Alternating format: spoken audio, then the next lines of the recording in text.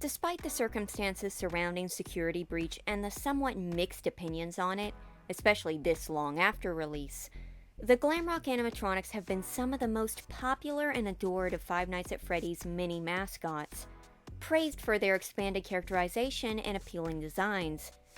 From the moment they were first teased to their accidental leak to their proper reveal, the Glamrock animatronics have gained a lot of attention.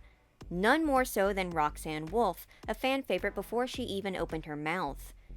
Then there was Glamrock Freddy, initially overlooked but then beloved once his warm personality shined through in-game. And then there was Glamrock Chica, bubbly and creepy. Not as popular as Roxy, but with plenty of fans and even a sympathetic story. In fact, all three of them have sympathetic stories. And then there was Monty. Montgomery Gator has always been the odd one out when it comes to the Glamrocks. From him not being a direct continuation of any characters, Roxy might be a wolf, but she borrows a lot from Foxy the pirate, to him not having the same amount of personality detail, story impact, or even screen time as the rest of his bandmates, or the depth. Freddy is a somewhat naive bear with a big heart who's brave and protective. Roxy is an insecure racer with her own protective streak and a distorted self-image.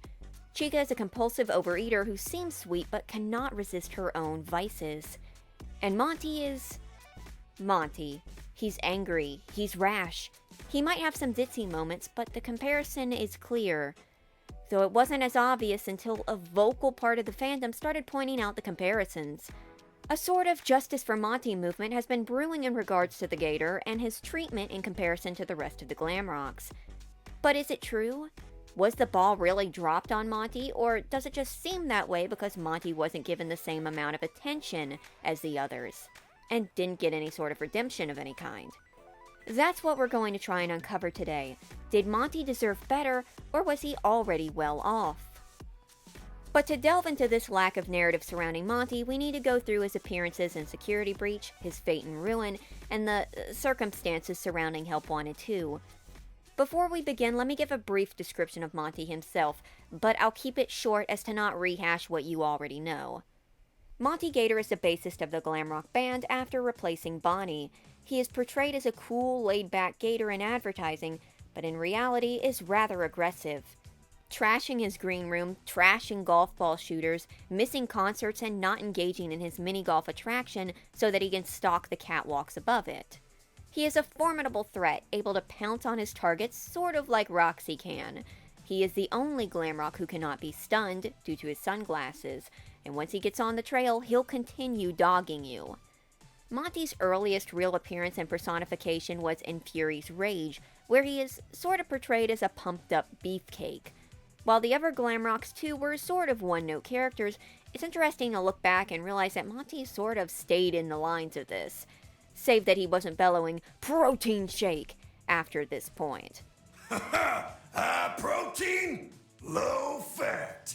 Protein shake! Throughout Security Breach, Monty portrays himself as one of the most animalistic of the animatronics, huffing and grunting as he chases Gregory along, unlike the silent shuffling and zombie-like behavior of Chica and Roxy, who, while pouncing and leaping like Monty and smelling, has at least two clear moments of characterization to distance her from that wild animal persona. Meanwhile, Monty beats on doors and chases around the Pizzaplex, and this wouldn't be a huge problem except for when the spotlight is on him, and I'm specifically talking about Monty's Shattering mission and his boss fight. Chica, Roxy, Monty all have missions to shatter them and an appropriate boss fight attached. Roxy's is the only one that's mandatory, while you can choose whether to do Chica's or Monty's. Though if you want the burn trap ending, you will have to do both. In Roxy's mission, you go to Roxy's Raceway and learn two things. 1. Roxy attacks the test driving staff bots, and 2. You can't ride on a go-kart without one. You acquire a head from a broken bot and travel up to the West Arcade for the DJ Music Man encounter and to repair the head.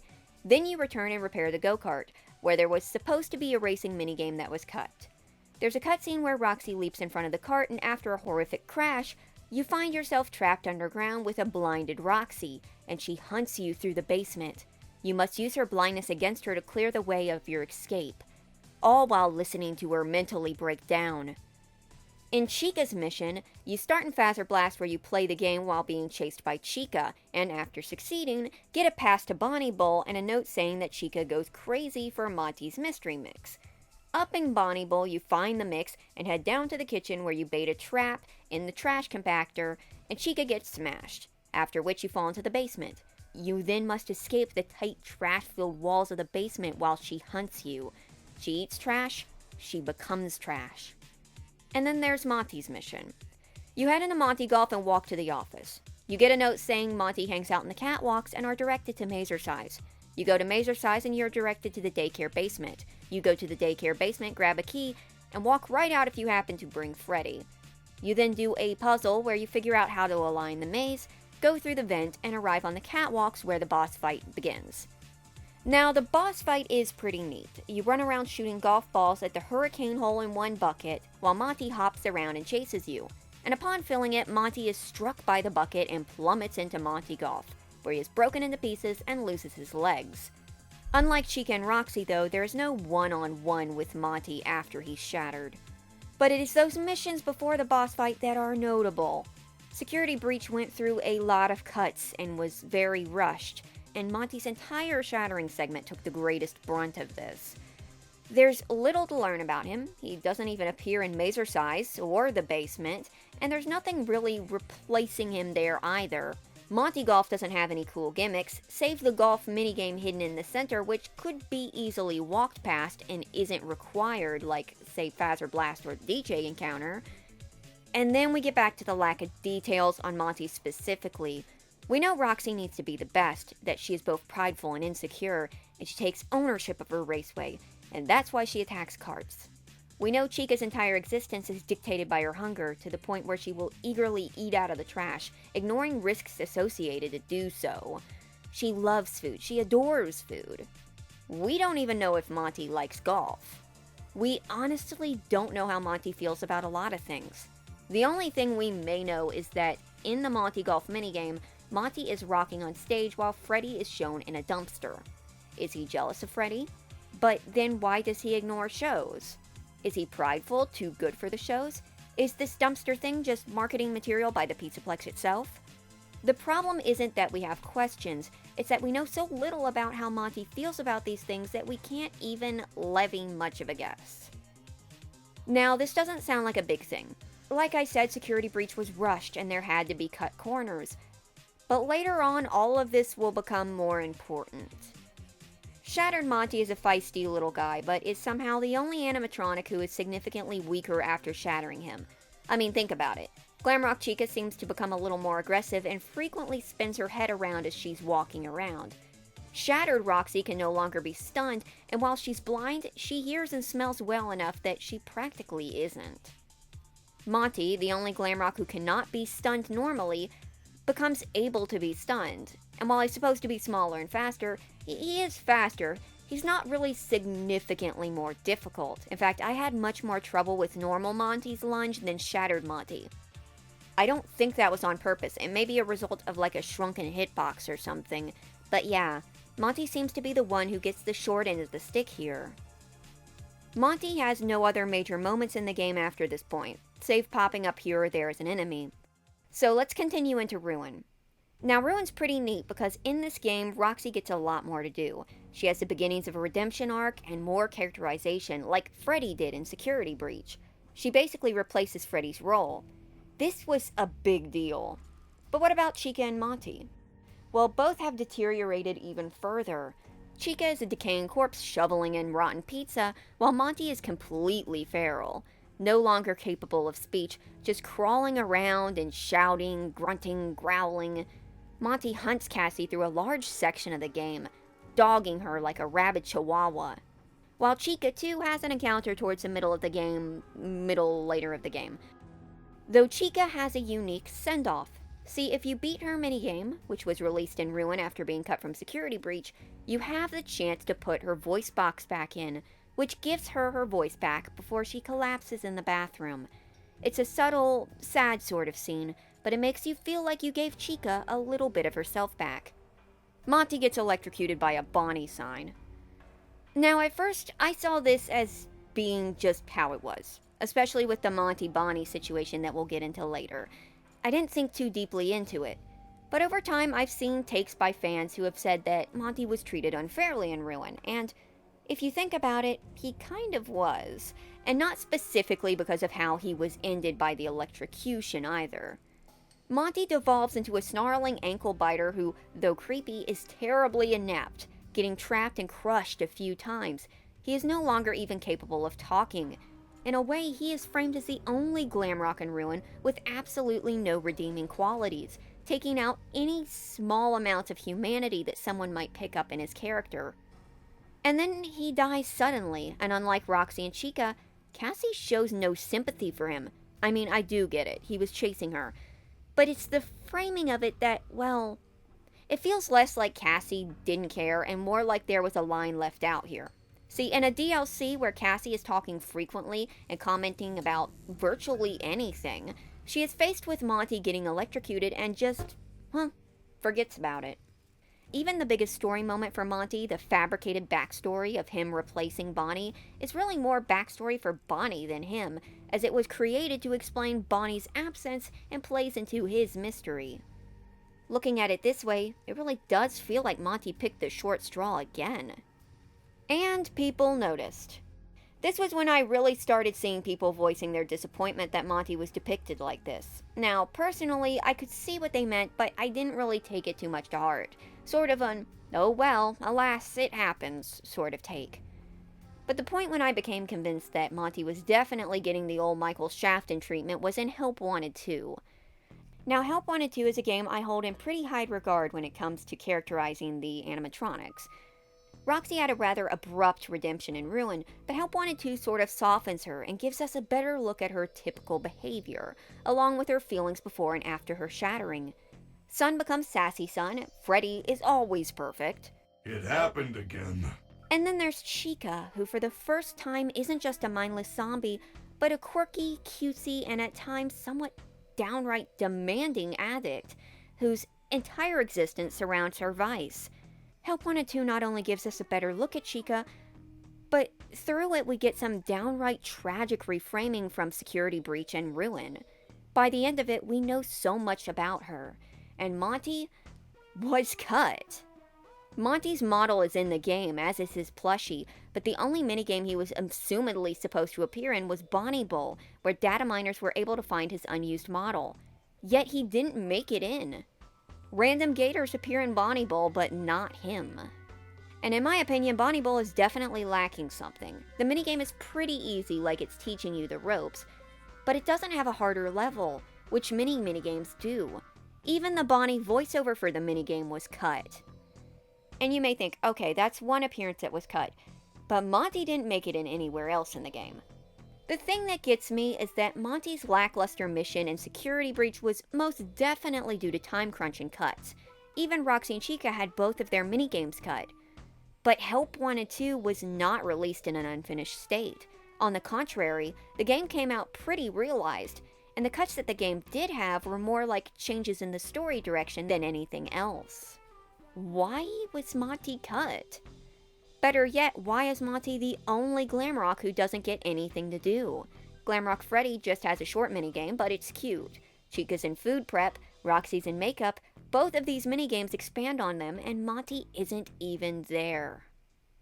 I got Monty's model from replaying the L-Chip minigame. I think that sums it up.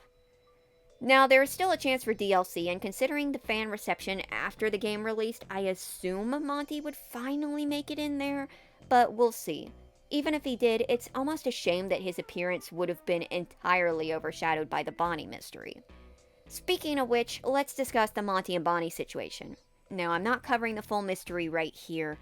I might at another time, but that's not important here. What is important is that Bonnie was shattered and there's a lot of evidence pointing to Monty being the culprit. Some folks believe it was Monty, some believe it was Vanny or the Mimic, some believe it was Freddy or Roxy. But whoever did it actually doesn't matter. This involves something else. See, whether you believe he did it or not, the lack of clarification doesn't help Monty at all. If he was framed, if it was an accident, if it was true and he did it out of jealousy or spite, no matter what the option was, any of them would have benefited Monty, as then we could have known more about him, what he thinks, how he acts, his reaction to the fall of Bonnie. Even him being a cold-blooded murderer would have given more than what we got without it. Especially since the portrayal of Monty seems to enforce the aggressive brute side of him. Going off what we have canonically, Monty could have done it just because he's an angry gator who rages all the time. But of course, that's not as flavorful as having Monty actually do it and have a reason for it. The lack of a moment, especially one involving Monty himself, the closest we have of him being electrocuted by the Bonnie lamp, is worse for dear Monty than if he was confirmed to have done it, because it's another character moment from him that we do not get. And that's it, really. The problem with Monty's lack of focus isn't that he wasn't redeemed or didn't have a backstory. It's that in comparison to the rest of the Glamrocks, Monty was sort of an afterthought. Consistently. But why is this? Is it because Steelwool or Scott hate Monty? Is it because of time constraints or because he isn't one of the classic band members? Well, actually, we know why Monty is in this situation. And it all boils down to a self-fulfilling prophecy.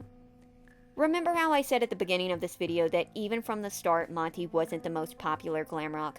From the moment they were leaked how Roxy took the stage and Chica too, and how Freddy won folks over during the game, well, Monty accidentally started off with one foot in the grave.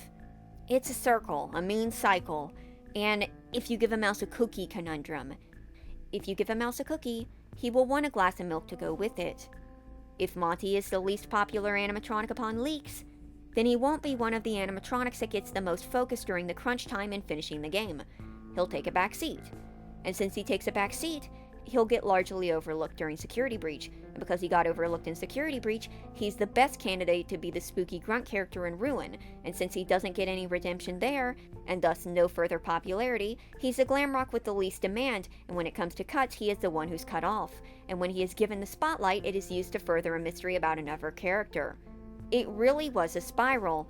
Monty wasn't popular enough to fight for the spotlight, and because of that, later on, there wasn't a demand for that spotlight. Monty fell on the low side of the supply and demand teeter-totter. Ever wonder why Sun and Moon, who had a pretty small role in Security Breach, realistically, got a big sympathetic storyline and a redemption-esque plot in Ruin, and multiple appearances in Help Wanted 2?